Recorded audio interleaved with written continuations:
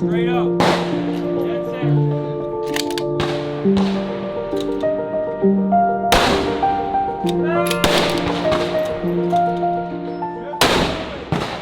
Oh! Got lead run, baby! Yes! You're probably wondering how I got here. I've done all styles of shooting, from tactical, smatical, USPSA style, 3-gun style. I even came up with my own style of shooting called athletic shooting. But I've never done long distance precision shooting. Remember when I did that video on the Daniel Defense Delta 5 Pro? Doing that video triggered a desire to actually do a precision rifle competition. I've had friends ask me if I wanted to do it before, but I'd always say, maybe one day. And as you can see, that one day happened. I know how to pull a trigger, but that doesn't mean I know the first thing about precision shooting. So I decided to get my tactical karate kit on and link up again with Mr. Overall's Derek Webster at DI Precision. They say the road to hell is paved with good intentions, and when I first told Derek I wanted to shoot a precision rifle competition, I had the best intentions to train for it like I was the tactical male version of Simone Biles training for the Olympics. Yeah, that didn't quite happen. Instead, it turned into a few days scattered over the course of a few months of me driving to Houston and Derek having the patience to reteach me shit I forgot from the last time I trained, only for me to have to cut some of the days short because of work. That said, Derek's ability to roll with my inconsistencies and still manage to effectively teach me what I needed to know so as not to embarrass myself at the competition was nothing short of spectacular. Derek is a great shooter. He has the wins to prove it. But I personally think his calling is teaching precision rifle shooting. On the last day we trained before I was scheduled to drive out to the competition, Derek asked me if I felt ready. My head said, hell no, but my mouth said, not really. A lot of my doubt was based on not knowing what to expect, so my imagination created the worst possible scenario. The name of the competition I was going to be shooting is called the Gap Grind, hosted by K&M PRT in Bangor, Tennessee. The Gap Grind is a big competition with over 300 shooters, but the cool thing about the Gap Grind is that, in a lot of ways, it's geared towards amateurs. Yes, there are a lot of pros, but each amateur was paired with a pro who could help you and give you instruction on each stage. This did a lot to minimize the intimidation of the competition. Crazy thing is, everyone was willing to help you. The day before the competition, I met up with Derek at the range where the competition was going to be. Let me just say that this range was nothing short of spectacular. If I close my eyes and imagine what a golf course shooting range would look like, it would be K&M precision rifle training. If I didn't know any better, I'd have thought they painted each blade of grass in a special paint of sample green. None of the fixtures were rusted. If there wasn't finely manicured grass, it was gravel that looked more like silver nuggets than rocks. And the targets were so clean, I almost felt bad dirtying them up with my 6.5 Creedmoor Nosler ammo. Now, before you finish watching this video, I want to quickly talk about the hearing protection that I'm wearing in this video. These are the AKT1 Blackout Wireless In-Ear Hearing Protection with Bluetooth. I like to call them the AirPods for shooters. I say for shooters because AirPods don't protect your hearing, but these do. They are hands down my favorite in-ear hearing protection that I've ever used, and I mean ever. They have an NR 25 dB auto noise blocking. They can enhance your hearing by 6 times. They have advanced noise cancellation, Bluetooth connectivity with high fidelity speakers so you can take phone calls and listen to music. They have a battery life of 10 hours with an additional 30 hours in a charging case, and they're low profile and stylish enough to fit in not only at the gun range, but in your gym, while you're studying, working, at school, at home, you name it. I'm in love with these things, and now they're finally available on my store at shop.mrcolionnoir.com, or you can just click the link in the description section of this video. The first day of the competition, I was a nervous wreck. Over the years, I've mastered the art of concealing my nervousness, so I'm sure no one noticed it, but I was a wreck. A little excited, a little nervous. There's a lot to remember and a lot to think about. The day started with the safety brief. It was during this safety brief where I understood exactly how big this competition was. You'd think this would make me even more nervous. Instead, it ignited my ambition and competitive drive where I thought anything less than first place is unacceptable. Did I really think I could win? No. Did my ego care? No. Thing is, all my nerves weren't gone, and it showed on the first stage. One of the cool things about going to a match like this is seeing all of the different rifles and how each person sets them up. It was like going to a busy dog park and seeing how each dog represented the owner's personality. I don't have a dog and I don't remember ever visiting a dog park, so I don't know where that analogy came from.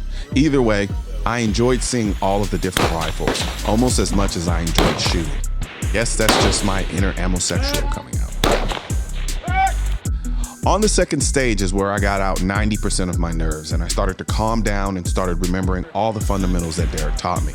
It's crazy how fast you think you're going when you're shooting, but when you watch it, you realize how much slower and methodical you're actually being. But in your head, you're like a jackrabbit screaming, "Hurry up and shoot! Hurry up and shoot!" Now it was time for stage 3. As much as I would love to show you all the stages individually, actually, no, I don't, because there was like 30 million stages. Actually, there were like 12 or 13. And that would make this video 30 hours long. So instead, it's montage time. All right, stand by for your stage brief. Everybody knows their order. You gotta keep this going.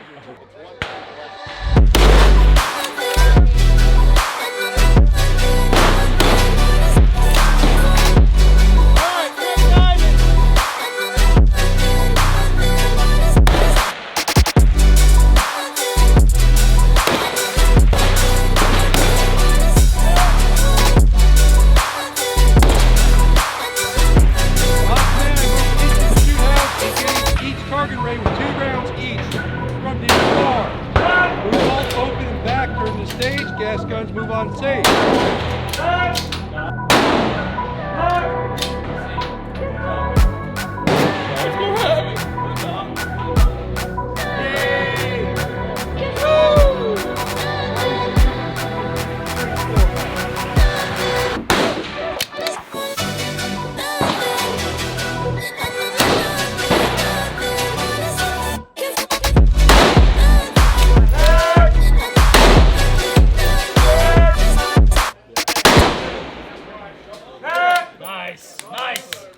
By the end of the second day, I was a little bit in my zone, but not saying I was killing it, but I was feeling way more confident than I was the first day, and it showed in my shooting.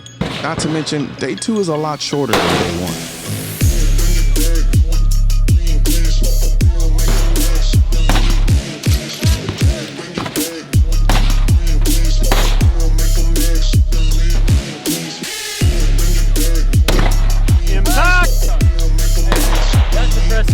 Malfunction.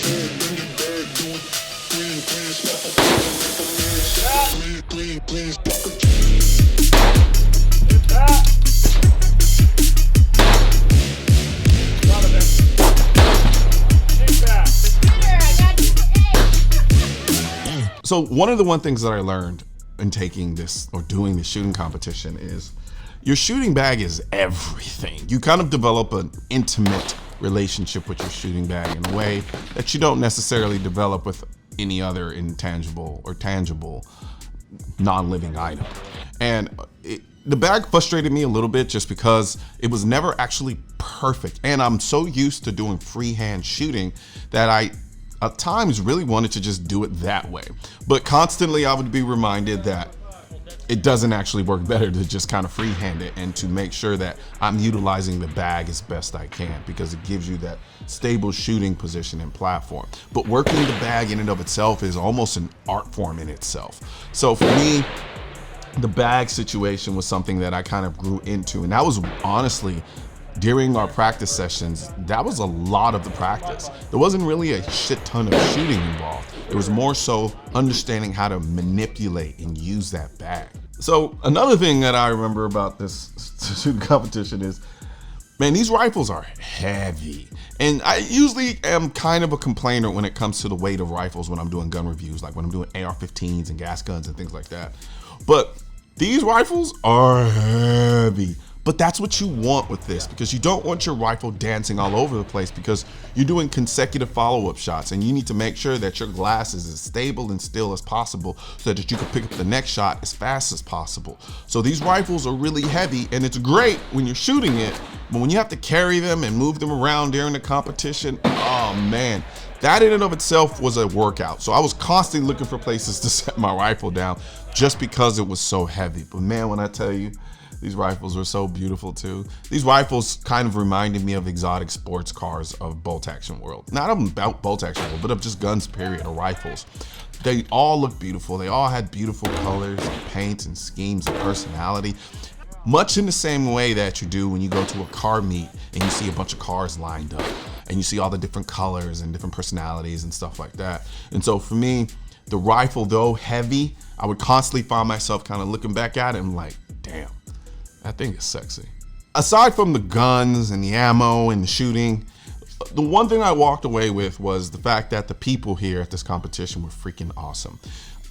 You would think that for a competition that's this highbrow, because make no mistake, this type of long distance style shooting is pretty highbrow from an intelligence standpoint. You would think that people would be kind of dicks or kind of douchebags, and they were not even close to being that. Everyone was super helpful. Everyone just wanted to have a good time. Everyone you saw wanted to be there. They managed to balance this wanting to be super competitive while still wanting to have a great time. And I thought it was incredibly awesome to see, because you can easily kind of develop an expectation that you're gonna just be surrounded by a bunch of know-it-alls. And that wasn't the case at all. Now, another thing too is don't let what you're seeing in this video intimidate you. I know it may seem like there's a lot involved to get into this sport, but it really isn't. A lot of it really is pomp and circumstance. And what I mean by that is, as gun guys, we typically tend to want to kind of overdo things, like want to put all the things we could possibly put on a gun to give us even the slightest advantage. But you don't necessarily need that in order to come here, have a good time, and be competitive, if not dominant. There are a lot of guns you could take right off the shelf, come out there, and as long as you understand how to shoot, know how to shoot, understand the information, understand the tactics and techniques, you'll do just fine, and you'll have a great time doing it. And then if anything, I would probably suggest that you don't go out there and build out this super kick-ass rig, because I think you going out there with something a little more entry level will then allow you to know and appreciate what you can get from a higher end gun. But I don't take my own advice. I like to just dump into the deep end of the pool when it comes to stuff like that, because I'm a gear whore, I'm a sexual. So, you know, I do what I do. But other than that, I think that anybody who even has a remote interest in this, just do it.